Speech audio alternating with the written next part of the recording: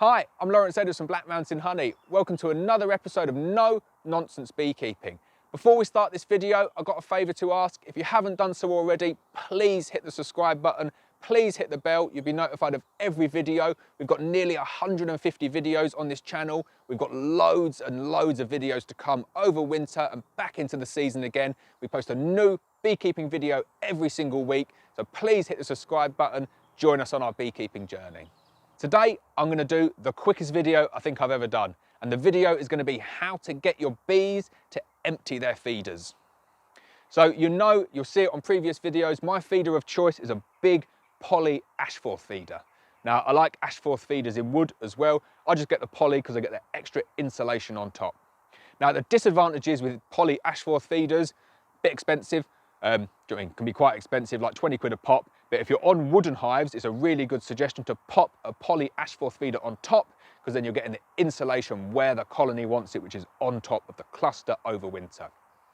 Other disadvantages with ashforth feeders are that although they can suck down a huge amount of syrup in a short amount of time, when the weather gets a little bit colder, they're sometimes a little bit reluctant to go into that feeder slot and feed for some reason.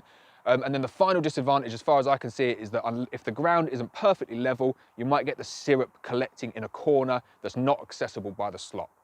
So this video, I'm going to show you how to clear the poly ashforth feeders with a really simple trick. And I'm sure that loads of you are doing this already. It's a common trick, it's nothing new, but it's worthwhile just chucking it on a video for people that haven't seen it in action, because it's a really useful trick. And that trick is to use hay. So we'll show you how to do it in the video. Really, really simple though. If you've got poly ashforth feeders, or any feeders for that matter, this works on most feeders really, apart from contact bucket feeders. Any feeder where they've got access to a pool of syrup and they access it via a slot, really good tip is at the end of the season, take the slot out or take the circular feeder entrance out and just fill it with hay or straw. Choose a nice, clean, dry straw or hay. And what you're doing is, you can really stuff it in here, and then if you want, you can top syrup up over the top of it, and all you're doing is you're creating numerous islands for the bees to come out and to stand on while they feed in the straw. It's as simple as that. I've done this for a couple of years now. I got the tip from a really well-recognised bee farmer who uses the exact same poly ashforth feeder as I do, and it's a great tip. Like, it means that every last drop of syrup goes down into the brood box. But more importantly, you don't get any bees drowning whilst you do it. It's a pretty much foolproof method. I come back kind of early in the spring and the straw is bone dry. They take every last drop out of the straw. It works really, really well. So in this video, I'm just going to show you how to do that. Really quick one. I'm going to show you how to put some straw in a box. Right, so here is a colony that is heavy. It's got a good amount of feed in the bottom, but it's not taken down anywhere near as much feed as kind of the other hives within the apiary. Now, I've got feed on there and the bees are accessing it via the slot. It's taking them a while to take it down though. So all I'm going to do is I'm just going to show you how to get them to take that feed down a lot quicker. So before you take this slot off, you want to put your hay or your straw in. Make sure it's dry, make sure it's clean. This stuff here, just kind of big stacks of it around, it's nice and dry. And what you want to do is just break that up into the colony. Put it straight into the feeder and let it kind of sink down. You need to put quite a lot of this in. Now you can put other stuff in as well. So here I've got some twigs and some sticks and stuff.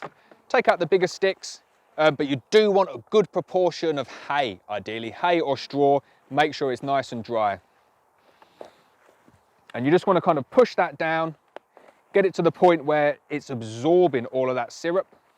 And that's about where we want to be. We want to basically fill it up, a few twigs, a few pine needles, a couple of pine cones. You don't want soil, you don't want anything like that. You want stuff that's kind of dry and is not going to break down too quickly. So pine needles is good, hay's good.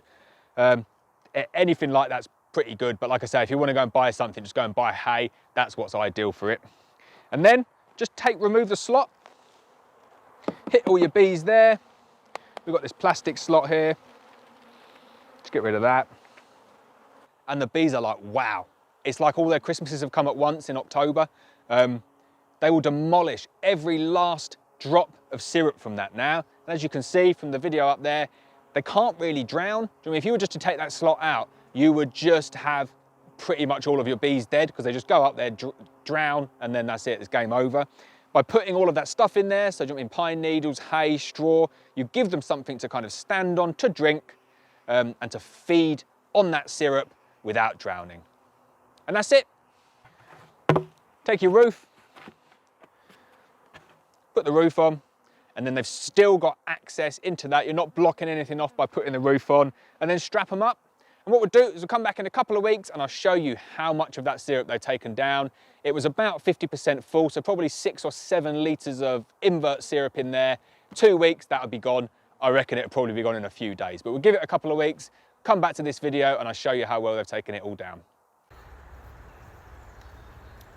So the bees, they've not quite finished their syrup yet. This is about 4 days after I shot the original video, but as you can see, they're really busy, really enjoying themselves. They're making the most. They're climbing over all of the pine needles and all of the bits of stick that we put in there. You can still see, got syrup at the bottom corner, but it has gone down. They've probably taken about half of it down in about 4 days. So like I say, probably a couple of weeks for them to take that down to finish it off, but you can leave them like this over the whole of the winter. Do you know what I mean? They're not going to start clustering up through that slot. There's really no risk that the queen's going to go up there, and if she does, she can easily get back down, and most importantly, she's not going to drown. So I'll give it a week or so more, maybe 10 more days, and I'll come back and I'll show you this feeder empty. So it's been a couple of weeks now since I put the straw and the hay and the pine needles into this feeder, and as you can see, it's all pretty much perfectly dry. There's a tiny little bit of syrup still pooling at the bottom, but these bees, you know what I mean, they've made the most of all of that.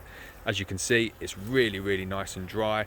There's no drowned bees. That's the big thing with this. It's nearly impossible for the bees to drown because there's so many little different mini islands in there for them to go on there and forage. It's just a really good solution to stop any bees drowning in the feeders, but to get them to take down every single last drop of syrup. So it's as simple as that. Like I say, probably not even worthy of a video, but as it's no nonsense beekeeping, we like to keep the little tips and little tricks, keep them nice and short, and give you the advice to help your bees get through the winter. So I hope you've enjoyed this one. As always, please hit the subscribe button, please hit the bell so you're notified of every video, and I'll see you next time.